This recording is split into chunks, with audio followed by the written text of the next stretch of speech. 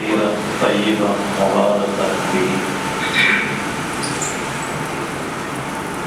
وصلى الله على خير خلقه وعلى آله وأصحابه أجمعين أما بعد فأعوذ بالله من الشيطان الرجيم بسم الله الرحمن الرحيم يا أيها الذين آمنوا لا تدخلوا بيوت غير بيوتكم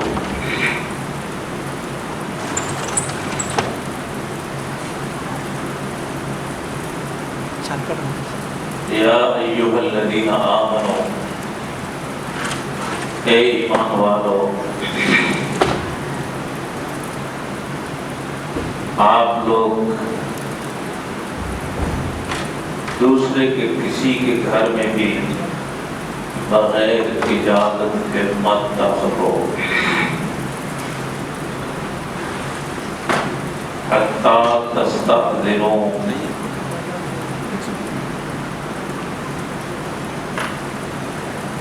حتیٰ تستأنسوا وسلموا علیہا علی اہلکم وعلی آلہا ذالکم خیر لکم لعلکم تذکرون۔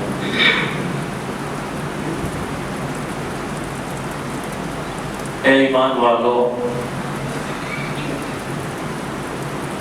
اپنے گھر کے سوا دوسرے کے گھر میں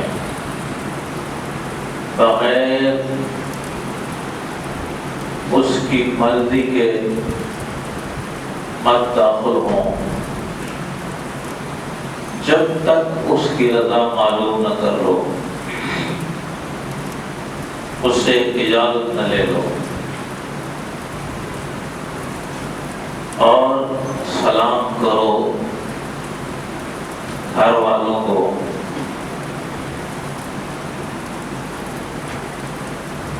اس میں تمہارے لیے بہتری ہے، لعلکم تذکرون، تاکہ تم غور و فکر کرو۔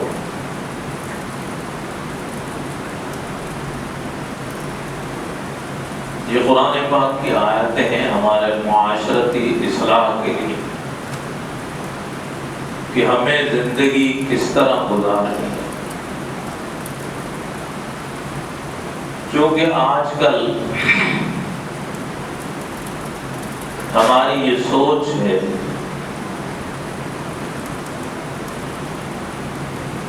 کہ ہم اپنی مرضی سے زندگی کے اصول بنائیں اور ان پر عمل کریں، شاید ہم اس پستی سے نکل جائیں گے اور ہمیں کامیابی ملے گی۔ اللہ رب العالمین ہماری فطری اور ہماری معاشرتی ضروریات کے مطابق اور ہمارے معاشرے میں اخلاقیات اور معاشرے کے اجتماعی زندگی کے لیے بھی اصول بیان فرماتے ہیں۔ یہ تصور غلط ہے کہ نماز تو ہم مولوی صاحب سے سیکھ کر پڑھیں گے، نکاح تو ہم مولوی صاحب سے کرائیں گے، جنازہ تو ہم مولوی صاحب سے پڑھائیں گے، لیکن گھر میں کس طرح رہنا ہے، کسی کے ساتھ تعلق کس طرح قائم کرنے ہیں، یہ شاید ہمارے لیے قرآن نے اور اسلام نے، اللہ اور اللہ کے رسول نے بیان نہیں فرمایا۔ یا تو یہ ہماری سوچ بن گئی ہے، نمبر دو ہمارا اس وقت ایک معاشرہ بن گیا ہے کہ وہ قرآن و سنت کی تعلیمات کے قریب ہی نہیں آتے، مطالعہ ہی نہیں کرتے۔ اللہ رب العالمین، آپ کو بھی یہ معلوم ہے، سب کو بڑی مشہور بات ہے کہ اللہ بڑے ارحم الراحمین ہیں، اللہ بڑے رحمان ہیں، اپنے بندوں سے محبت کرتے ہیں، اور اللہ رب العالمین اپنے بندوں کو جہنم میں ڈالنا، کسی مصیبت میں ڈالنا پسند ہی نہیں کرتے۔ اللہ کو یہ بات ہی پسند نہیں کہ بڑے بندے سزا بھوگتے ہیں، ان کو عذاب ملے، بلکہ اللہ رب العالمین نے انسان پر رحمت اور شفقت فرماتے ہوئے بڑے دور سے سد باب کیا ہوا ہے۔ جیسے آج کل ہم کسی وی آئی پی علاقے میں جاتے ہیں تو بڑے دور سے خاردار تاریں لگی ہوئی ہوتی ہیں، اور ایک وہاں پر گارڈ کھڑا ہوتا ہے، اور کئی دروازے بنائے جاتے ہیں، کئی حدود متعین کی جاتی ہیں، ہر ایک چوکی پر جا کر پوچھا جاتا ہے اور مطمئن ہو کر کے اندر پھر داخلے کی اجازت ملتی ہے۔ یہ نہیں کہ آئیں گیٹ پر آپ سے پوچھا جاتا ہے۔ اللہ رب العالمین نے بھی ہمارے لیے ایسے قواعد اور ایسے قوانین اور ایسے اخلاق دیے ہیں تاکہ ہم دور سے عذاب سے بھی بچیں، بد اخلاقی سے بھی بچیں، اور اپنے گناہوں سے بھی بچیں، اور ہم جہنم کے قریب بھی نہ جائیں۔ فلاح صرف کسی کا نام نہیں ہے، کامیابی صرف اس چیز کا نام نہیں ہے کہ انسان اس دنیا میں اچھا کاروبار کر لے، اچھی اعلیٰ تعلیم حاصل کر لے، اور اچھے پیسے کما لے، اچھا گھر بنا لے۔ یہ کامیابی نہیں ہے، یہ تو ہر ایک انسان کو مل گئی، یہ تو غیر مسلم کو بھی میسر ہے، وہ بھی اچھا گھر اور ہم سے اچھا گھر بنا لیتے ہیں، اور آج کل ہم تو ان کی نقالی کر رہے ہیں کہ ان کی چیز اچھی ہے، ہم بھی نقالی کرتے ہیں کیسے بنے، اچھے گھر ہیں ہم سے، اچھے کاروبار ہیں ہم سے، اور دنیا بھی تمام سہولتیں میسر ہیں ان کو بھی۔ اللہ کے نزدیک اگر یہی کامیابی ہوتی تو پھر اس کو کامیابی کہتے ہیں؟ نہیں، اللہ کے نزدیک تو کامیابی یہ ہے کہ انسان اس دنیا میں بھی سکون سے زندگی گزار لے اور آخرت میں بھی وہ جنت میں چلا جائے۔ اور یہ زندگی مختصر ہے، اور وہ زندگی تقریباً اس سے طویل بلکہ نہ ختم ہونے والی ہے۔ ماں کے رحم میں میری اور آپ کی اور ساری دنیا کے انسانوں کی زندگی کے لیے ایک قانون مقرر ہے کہ 9 مہینے میں وہ پرورش پا کر کے اس قابل ہو جاتا ہے کہ وہ دنیا میں آ جائے، اور پھر دنیا میں آنے کے بعد میرے اور آپ کے لیے یہ چیز بھی تعین ہے کہ یہ آدمی اتنی زندگی گزار کر کے آخرت کی طرف منتقل ہو جائے۔ دنیا میں آ کر کے اللہ نے اس کے لیے قوانین اور دعوت دے دی ہے کہ اس زندگی کو یوں گزارو، اس طرح گزارو، اور اپنے معاشرے میں امن سے رہو، محبت سے رہو، شرافت سے رہو۔ یہ اخلاق قرآن نے دیے ہیں۔ قرآن کے بعد رسول اللہ صلی اللہ علیہ وسلم نے زندگی گزاری اور اس کی باریکیاں بتلائی۔ ہمیں قرآن پاک نے ایک آج کی جو میں نے آیتیں تلاوت کی ہیں اس میں ایک اصول اور قانون دیا ہے کہ زندگی میں تمہارا اپنا گھر بھی ہے، تمہیں گھر سے باہر بھی نکلنا ہے، اپنے گھر میں آنا ہے تو کس طرح آؤ، تم نے اپنے ماں کے پاس گھر میں جانا ہے تو کس طرح جاؤ، تم نے اپنے ماموں کے گھر میں جانا ہے تو کس طرح جاؤ، اپنے پھوپھی اور مامی کے گھر میں جانا ہے تو کس طرح جاؤ، اپنے رشتہ داروں کے گھر میں جانا ہے تو کس طرح جاؤ۔ ایک صحابی نے پوچھا یا رسول اللہ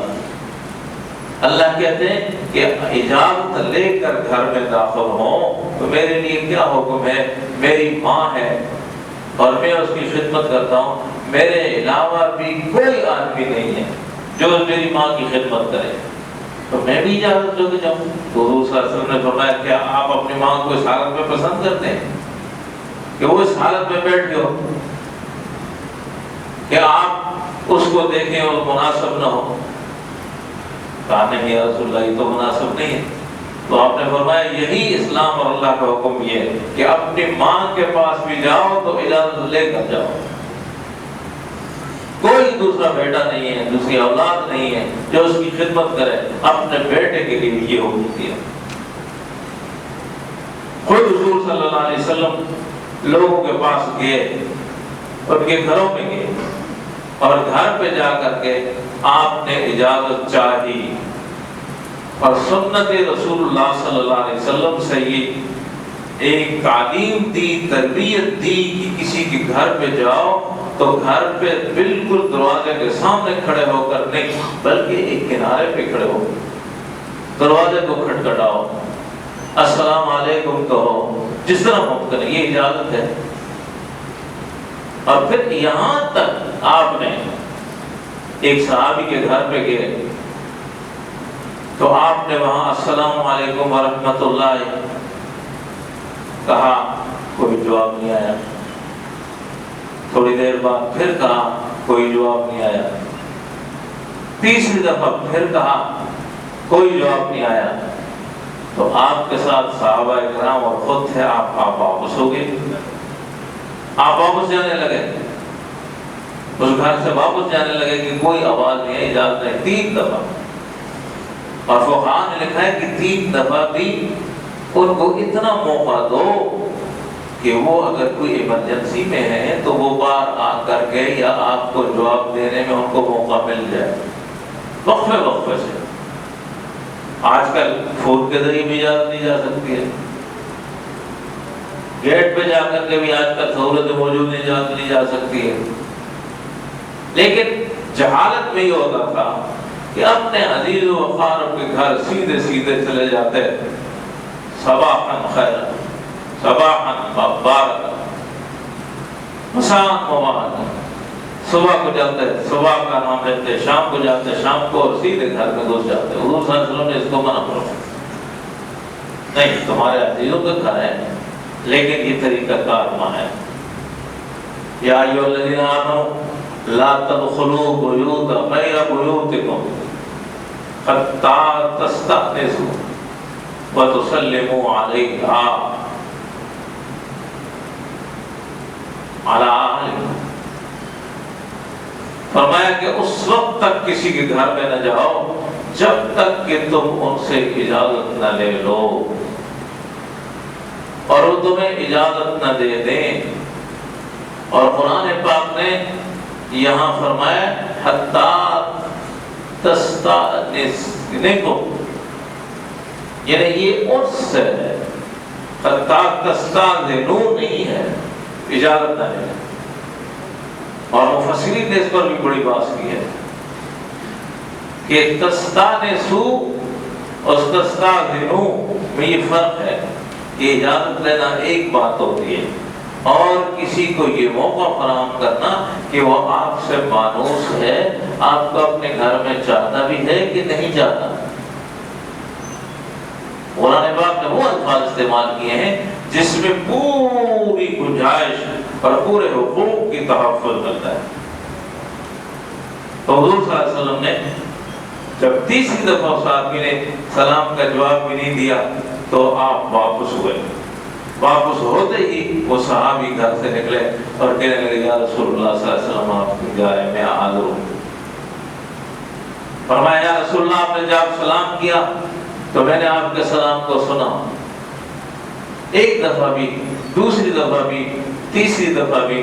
لیکن میں یہ چاہ رہا تھا کہ آپ کا یہ سلام اور میرے لیے سلامتی کا یہ پیغام ایک بار نہیں بلکہ بار بار مجھے ملے۔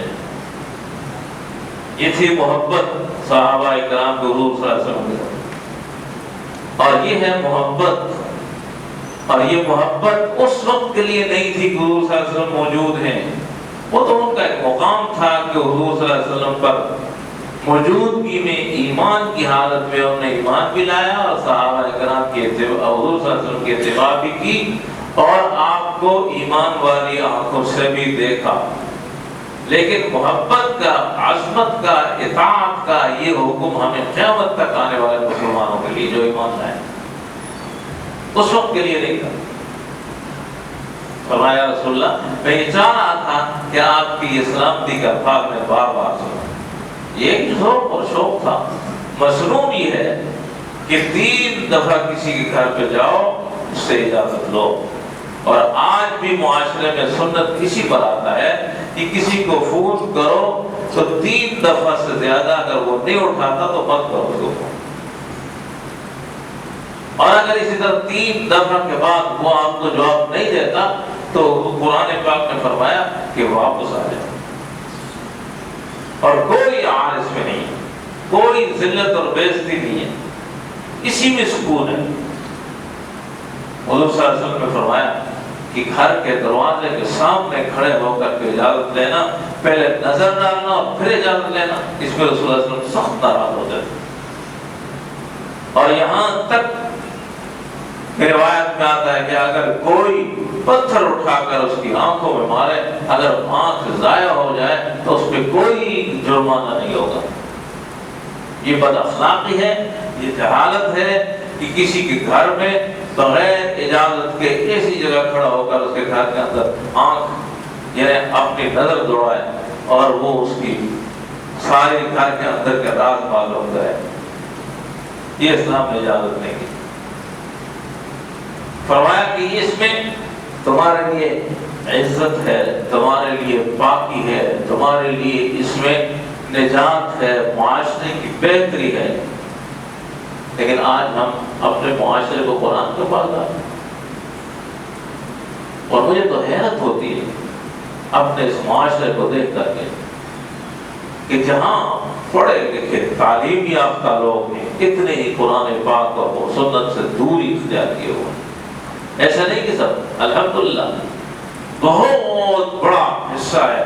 جو لوگ دین پر قرآن سے محبت کرتے ہیں اور قرآن و سنت کے حصے پر عمل کرتے ہیں، لیکن اکثریت آج اس چیز کو نہیں مانتے، اس کی طرف توجہ نہیں ہے. اور حضور اکرم صلی اللہ علیہ وسلم نے فرمایا تھا بدأ الاسلام غریبا، اور غریب کے معنی نامعلوم، نامعروف، غیر معروف، لوگ جانتے نہیں. غریب کے معنی یہ نہیں ہے کہ فقر و فاقہ ہے، جس کے پاس پیسہ نہیں ہے، جس کے پاس گھر نہیں ہے. فرمایا کہ بدأ الاسلام غریبا، اور وہ آدمی بھی غریب ہوتا ہے جس کو لوگ نہیں جانتے. اگر غیر مالدار ہے تو اس کو بھی کوئی نہیں جانتا. بدأ الاسلام غریبا وسيعود غریبا. جب اسلام کی ابتدا ہوئی تو اسلام کو لوگ نہیں جانتے تھے، غیر معروف تھا، اسلام سے واقف ہی نہیں تھے. وسيعود غریبا، اور ایک وقت آئے گا کہ قرب قیامت پھر یہ اپنی اس حالت پہ آئے گا کہ اسلام کے احکامات اور اس کے سنت پہ عمل کرنا غریبہ، ایک غیر معروف ہو جائے گا، عزت کا ذریعہ نہیں سمجھا جائے گا، ایک عرف عام میں اس کو لوگ قبول نہیں کریں گے. لیکن حضور صلی اللہ علیہ وسلم نے کیا فرمایا کہ ایسے زمانے میں بھی جو لوگ اس پر اسلام پر عمل کریں گے فَطُوبَى لِلْغُرَبَاءِ، ایسے غرباء کے لیے خوشخبری ہے. اور اپنے لیے فرمایا کہ میں چاہتا ہوں کہ میرا حشر بھی ان غرباء کے ساتھ ہو جو باوجود وسعت کے، جو باوجود دنیا کے حصول کے، مالداری کے ساتھ، تعلیم کے ساتھ اور اچھا وقت گزارنے کے ساتھ اسلام پر عمل کر رہے ہوں گے